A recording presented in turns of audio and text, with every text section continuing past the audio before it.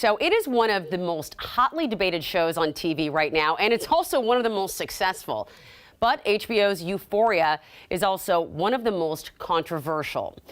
One side says it's dangerous to teens, others say it's just a realistic portrayal of real life. So what gives? Evening's Angela Poe Russell joins us now with more insight. We are so glad to have you here. I'm glad to be here. You know, the idea for this segment actually came about as I talked with another mom who, like a lot of other parents, have been grappling with whether their teen should be allowed to watch the show. Before we dive into this debate and what research could reveal about the impact, here's what you should know. It's a teen drama set at a high school, and it stars Zendaya, who at one point was a Disney star. The show is the second most popular on HBO ever, just behind Game of Thrones. Now, season 2, according to HBO, is averaging 16 million viewers, and it deals with drug addiction, underage sex, the list goes on and on. So last month, DARE, the Drug Abuse Resistance Education Program, released this statement to TMZ. Euphoria chooses to misguidedly glorify and erroneously depict high school student drug use, addiction, anonymous sex, violence, and other destructive behaviors as common and widespread in today's world. It's unfortunate that HBO, social media, television program reviewers, and paid advertising have chosen to refer to this show as groundbreaking rather than recognizing the negative consequences or potential negative consequences on school-age children who today face unparalleled risk and mental health challenges. Now, Zendaya quickly responded, saying that our show is in no way a moral tale to teach people how to live their life or what they should be doing. If anything, the feeling behind Euphoria, or whether we have always been trying to do with it, is to hopefully help people feel a little bit less alone in their experience and their pain. Okay, so as a parent of 2 teens, this left me very confused. If our teens watch other teens on screen doing destructive things, what's the long-term impact of that? Well, I spoke with Joe Langford, a local therapist and sex educator for teens, to get his take. Unengaged parenting is always up at the top of the list. And Euphoria is definitely a grown-up show. Like, it's about adolescence, but it is not for adolescents. It is, I think it's rated 18 plus, I'm sure.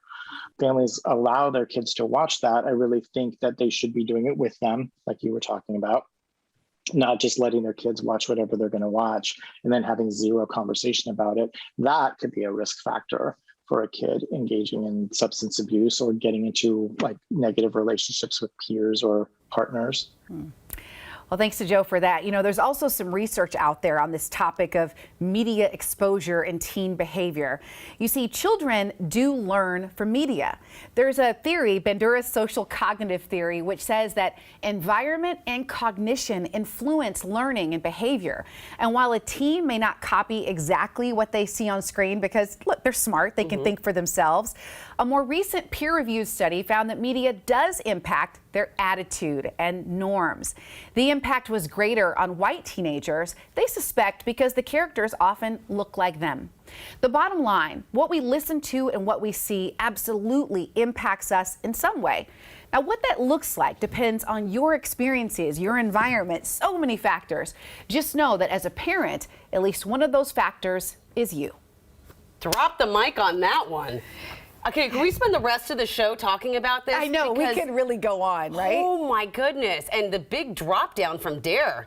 I had not heard about that. Yeah, the sad part about it is, like, I think about there are some families where the parents are really involved and they're going to have these discussions, but there are a lot of kids that don't have that kind of guidance and they're watching the show or they're seeing the online clips, and that's, I think, the worry from some people. And the online clips, that's a great point you brought up, because even if you say, hey, I don't want you watching this. Oh, they're going to see it. They're going to see it, yeah. Come on. So have your kids seen this, and have you talked to them about it? Okay, here's what I've done. I've told my 13-year-old, 14-year-old now, absolutely not. We're not going to watch it because, look, it's not even rated for them. Okay, so it's not for her. But I know she has seen clips online, and so we do try to talk about all of these issues, like you know, teen dating, violence, drugs, all those things that Euphoria might address. But I don't judge anyone who is choosing to watch it, especially if they choose to have the conversation with their kid, because it's hard to keep them from it. What about you? Were there shows that you weren't allowed to watch when you were a kid? You know, my parents weren't. Well, first of all, I would say TV has changed so much. Yeah. I mean, even in weekday prime time, you can hear all kinds kinds of words, and it's just socially accepted. See all kinds of words and things. So they didn't really prevent me from much, but I remember wanting to watch Eddie Murphy's Raw because I'm like, ooh, this feels raw. Like, I want to watch that. That was, I know. What about you? I'm stuck on Raw right now. The Simpsons, actually. Huh. Because they were disrespectful, because right? Because Bart was really disrespectful. Eat my shorts, right? And my mom was like, I'm not having that. No, thank you. I did that with was it SpongeBob? My kids still think I'm wrong for that. Oh, really? Well, but he lives in the pineapple under the sea. I know. I know. Okay, all right. Wait, no, I'm not going to judge you. No, this is judgment-free zone.